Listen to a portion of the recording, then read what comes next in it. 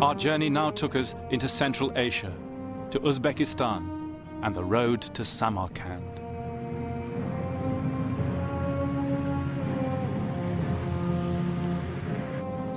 Despite the intense heat, Alexander advanced relentlessly. Then, a very strange thing happened. Somewhere on this road, Alexander came to a small town.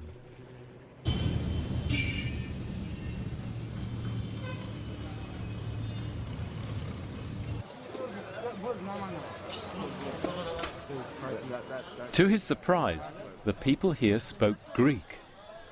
As Alexander and his officers strolled around, they saw Greek faces in the marketplace.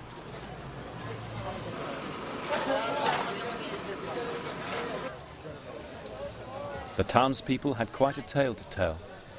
Their ancestors had been Greeks from the Aegean coast of Turkey. Though bilingual now, they still kept up Greek customs.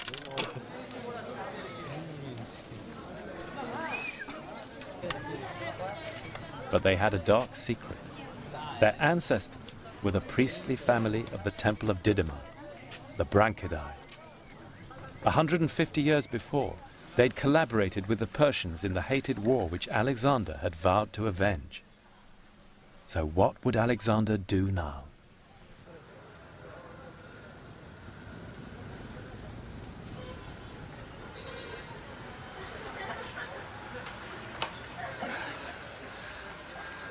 Salamos. Early next morning, Alexander came through the gate with a small detachment of troops, apparently to receive the hospitality of the Branchidae. Teshakur. In fact, during the night, the army had been given instructions to surround the town, and at a prearranged signal, they began to attack, with the intention of massacring everybody inside. The Branchidae had suspected nothing. But despite their kinship of language, their desperate entreaties, the fact that they were holding olive branches in their hands, the symbol of peace, the savagery didn't stop until everybody had been killed. And afterwards, the Greeks leveled the town, destroyed its walls, and even cut down its woods and sacred groves, so that no trace remained.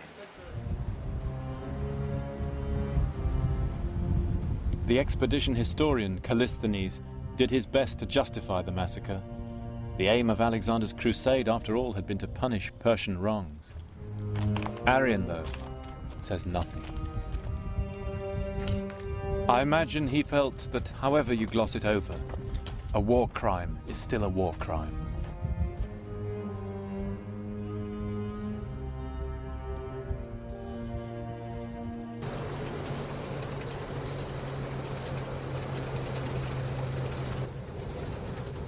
Alexander now received word that support for Bessus was crumbling in the face of the Macedonians' lightning advance. Alexander sent his general Ptolemy on ahead to arrest him. The last resistance in the Persian Empire, he thought, had now collapsed. Ptolemy left Alexander behind, pushed on as fast as he could up this road towards Samarkand with light-armed cavalry. He did a 10-day march in 4 days. This kind of heat, summer heat, really hard men. Bessus' supporters were just terrified. They turned him over to the Greeks. When Alexander arrived, he was standing by the roadside, humiliated, naked, in a wooden dog collar. Bessus met a gruesome end. His nose and ears were cut off, and he was sent back to Persia to be impaled.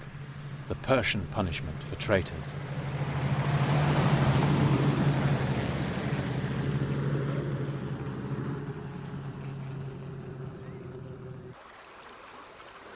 Alexander pushed on to the Sir Daria River, the outermost edge of the Persian Empire.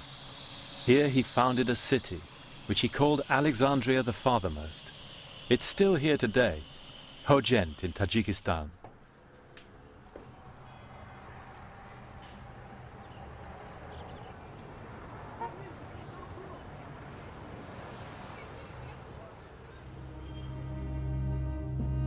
To understand why he stopped here, we have to imagine the world as he saw it.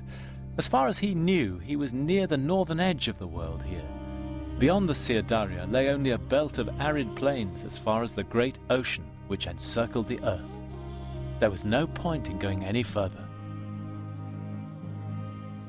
To mark his northern limit, Alexander built altars to his favorite god Dionysus, perhaps on the very spot where now there's a great statue of Lenin, monument to another tide of history which has come and gone.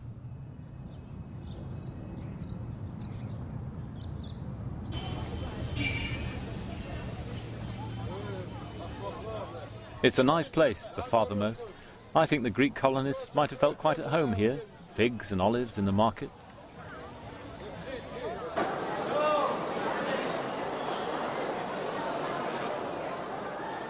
Alexander said he hoped the town would one day become rich and famous. Perhaps he remembered the words of his teacher Aristotle, that civilization will only thrive on cities and trade.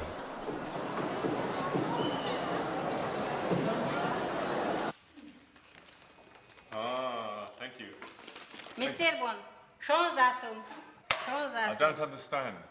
Money? Money? Da. This is shush. 16. Hogent was one of more than 20 Alexandrias the king founded between Egypt and India. The empire was linked by a system of post horses and racing camels. The troops received letters from home. Medical supplies came out here by the ton. Let me look at this. Mr. Bond, Zacha. Oh, thank you very much indeed. Thank you. Thank you. Alexander even had his favorite books and fresh fruit sent out here from Greece. My parcel came from a friend in Athens. Great, Greek newspaper. That's nice to have. Olives. Greek olives. Aristotle was right. The fruits of civilization. Ah. A bottle of Nausa. But the local people were not prepared to buy into the idea of a Greek world empire.